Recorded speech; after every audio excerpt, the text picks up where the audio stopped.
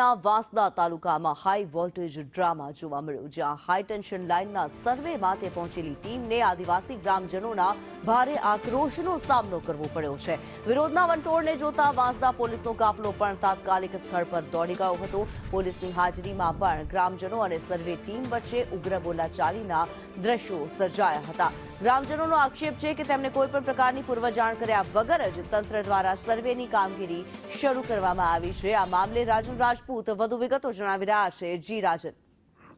જી બિલકુલ કિન્નરી, સમગ્ર ઘટના, સમગ્ર મામલો જે છે તે વાંસદા તાલુકામાંથી સામે આવી રહ્યો છે. વાંસદા તાલુકાના સુખાબારી, કાકડવેલી અને સારવણી ગામની અંદરથી આ ઘટના સામે આવી રહી છે, જ્યાં એક ટીમ સર્વે કરવા પહોંચી હતી. ગ્રામજનોની સીધો જ આક્ષેપ છે કે આ ટીમ જે છે તે કોઈ પણ જાતની મંજૂરી કે જાણ કર્યા વગર સીધી જ સર્વે કરવા આવી છે. તેને પગલે ગ્રામજનોએ સ્થળ ઉપર સર્વે કરતા તે કર્મચારીઓને, અધિકારીઓને અટકાવ્યા હતા અને ભારે હોબાળો હાલ ત્યાં થઈ રહ્યો છે. જેને પગલે વાંસદા પોલીસની જે ટીમ છે તે પણ સ્થળ ઉપર પહોંચી છે, પરંતુ મહત્વનું કહી શકાય કે ખાસ કરીને સુખાબારી ગામની અંદર આ સર્વે કરવા માટે પહોંચેલી જે ટીમ છે તેને હાલ અટકાવવામાં આવી છે અને ગ્રામજનો અને પોલીસની વચ્ચે ત્યાં હાલ વાટાઘાટો ચાલી રહી છે. પણ સર્વેની કામગીરી જે છે તે હાલ અટકી પડી છે. પ્રાથમિક વિગતો જે પ્રમાણે મળી રહી છે તે મુજબ હાઈ ટેન્શન લાઇનનો સર્વે કરવા માટે ટીમ પહોંચી હતી, પરંતુ હાલ જે સર્વેની કામગીરી છે તે અટકાવી દેવામાં આવી છે. કિન્નરી.